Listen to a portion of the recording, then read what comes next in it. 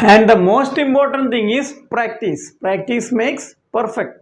നിങ്ങൾ previous year questions നിങ്ങൾ കഴിയുന്നത്ര ക്വസ്റ്റ്യൻസ് നിങ്ങൾ വർക്കൗട്ട് ചെയ്യാൻ ശ്രമിക്കുക. ഓക്കെ, അതിന് ഞാൻ സജസ്റ്റ് ചെയ്യുന്ന ഒരു ബുക്കാണ് ഓസ്വാൾ ബുക്സ് ആണ്. ഓസ്വാൾ ബുക്സിൻ്റെ നിങ്ങൾക്ക് 10th +2 നമ്മൾ ബോർഡ് എക്സാംസിന് അപ്പിയർ ചെയ്യുന്ന സ്റ്റുഡൻസിന് MCQസിൻ്റെ ഒരു ബണ്ടിൽ തന്നെ അവരെ ബുക്സിലുണ്ട്. അതിൽ കോമ്പറ്റീറ്റീവ് ബേസ്ഡ് ക്വസ്റ്റ്യൻസ് ഉണ്ടാവും, അതുപോലെ കേസ് സ്റ്റഡി ബേസ്ഡ് ക്വസ്റ്റ്യൻസ് ഉണ്ടാവും, ഡയറക്റ്റ് NCERT ക്വസ്റ്റ്യൻസ് എല്ലാം അവരെ ബുക്സിലുണ്ട്. നിങ്ങളുടെ ക്വസ്റ്റ്യൻ പേപ്പേഴ്സിലെ ക്വസ്റ്റ്യനെ നമുക്ക് 3 സെക്ഷൻസ് ആയിട്ട് ഡിവൈഡ് ചെയ്യാം അല്ലേ. ഫസ്റ്റ് വൺ ഷുവർ ക്വസ്റ്റ്യൻസ്, അതായത് നിങ്ങൾക്ക് ആൻസർ കൃത്യമായിട്ട് അറിയാം. ദെൻ അൺഷുവർ, നിങ്ങൾക്ക് അതിൻ്റെ ആൻസർ അറിയില്ല. ആൻഡ് കൺഫ്യൂസ്ഡ്, അതായത് നിങ്ങൾക്ക് അതിൻ്റെ ആൻസറിൽ ഡൗട്ട് ഉണ്ട്. ഇങ്ങനെ 3 സെക്ഷൻസ് ആയിട്ട് നമുക്ക് ഡിവൈഡ് ചെയ്യാം. ഓക്കെ, നമ്മൾ ഇതിൽ ഫസ്റ്റ് ആൻസർ ചെയ്യേണ്ടത് ഷുവർ ക്വസ്റ്റ്യൻസ് ആണ്. ഷുവർ ക്വസ്റ്റ്യൻസ് ആണ് നമ്മൾ ഫസ്റ്റ് ആൻസർ ചെയ്യുന്നത്. നമ്മൾ ഓപ്ഷൻസ് നോക്കാതെ ആദ്യം നമ്മുടെ മൈൻഡിലേക്ക് ഒരു ആൻസർ കൊണ്ടുവരിക. ഓക്കെ ആണല്ലോ.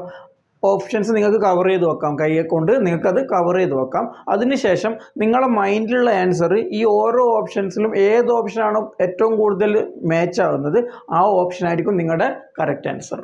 ഓക്കെ ആണല്ലോ. ഇനി നിങ്ങളുടെ മൈൻഡിലുള്ള ആൻസർ ഈ ഓപ്ഷനായിട്ടൊന്നും മാച്ച് ചെയ്യുന്നില്ലെങ്കിൽ നിങ്ങൾക്ക് എലിമിനേഷൻ മെത്തേഡ് യൂസ് ചെയ്യാം. എലിമിനേഷൻ മെത്തേഡ് അത് ഇൻകറക്റ്റ് ആയിട്ട് നമുക്ക് തോന്നുന്ന ഇൻകറക്റ്റ് ആയിട്ടുള്ള ഓപ്ഷൻസ് നമ്മൾ സ്കിപ്പ് ചെയ്ത് അതായത് ഒഴിവാക്കിക്കൊണ്ട് നമുക്ക് കറക്റ്റ് ആൻസറിലേക്ക് എത്തിച്ചേരുന്ന മെത്തേഡാണ് നമ്മുടെ എലിമിനേഷൻ മെത്തേഡ്. അതുപോലെ നമ്മൾ ശ്രദ്ധിക്കേണ്ട വളരെ പ്രധാനപ്പെട്ട മറ്റൊരു കാര്യമാണ് ക്വസ്റ്റ്യൻസിലൊക്കെ ചില കീവേഡ്സ് നിങ്ങൾക്ക് കാണാൻ പറ്റും. നമ്മൾ ശ്രദ്ധിക്കേണ്ട ചില കീവേഡ്സ് ഉണ്ട്.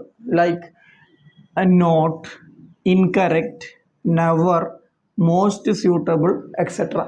നമ്മുടെ ഗസ്സിന് ഈ മൾട്ടിപ്പിൾ ചോയ്സ് ക്വസ്റ്റ്യൻസിൽ വളരെയധികം പ്രാധാന്യമുണ്ട്. എഡ്യൂക്കേറ്റഡ് ഗസ് എന്ന് പറഞ്ഞാൽ നമ്മൾ ഇതുവരെ പഠിച്ചിട്ടുള്ള നമ്മളെ നോളജ് വെച്ചിട്ട് നമ്മൾ ക്ലാസ്സിൽ കേട്ട കാര്യങ്ങൾ, നമ്മൾ ടെസ്റ്റ് വായിക്കുമ്പം നമ്മളെ മൈൻഡിലുള്ള കാര്യങ്ങളൊക്കെ വെച്ച് നമ്മൾ അതാണ് എഡ്യൂക്കേറ്റഡ് ഗസ്. നമ്മൾ പഠിച്ച കാര്യങ്ങൾ വെച്ചിട്ട് നമ്മളൊരു ഗസ് ചെയ്യുക.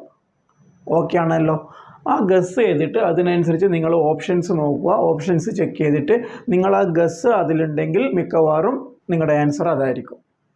ഇനി വളരെ ഇമ്പോർട്ടൻ്റ് ആയിട്ടുള്ള കാര്യം, ഒരു ക്വസ്റ്റ്യൻ നമ്മൾ വായിക്കുമ്പം നമ്മൾ കെയർഫുള്ളായിട്ട് റീഡ് ചെയ്യുന്ന ടൈമിൽ നമ്മളെ മൈൻഡിൽ ചിലപ്പോൾ ഫസ്റ്റ് ഒരു ആൻസർ വരും.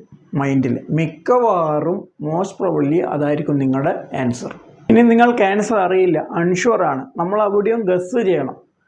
കാരണം നെഗറ്റീവ് മാർക്കിംഗ് ഇല്ലാത്ത എക്സാംസിന്, അതായത് നമ്മുടെ +10th +2 ബോർഡ് എക്സാംസിനും നെഗറ്റീവ് മാർക്കിംഗ് അല്ലോ. ഇപ്പം നീറ്റ് JEE പോലത്തെ എക്സാംസിനൊക്കെ നമുക്ക് നെഗറ്റീവ് മാർക്കിംഗ് വരുന്നുണ്ട്. പക്ഷെ നെഗറ്റീവ് മാർക്കില്ലാത്ത എക്സാംസിന് നമുക്ക് എല്ലാ ആൻസറും അറ്റൻഡ് ചെയ്യാം. നമ്മൾ ഒരു ഗസ് ചെയ്തിട്ട് ആ ആൻസർ നമ്മൾ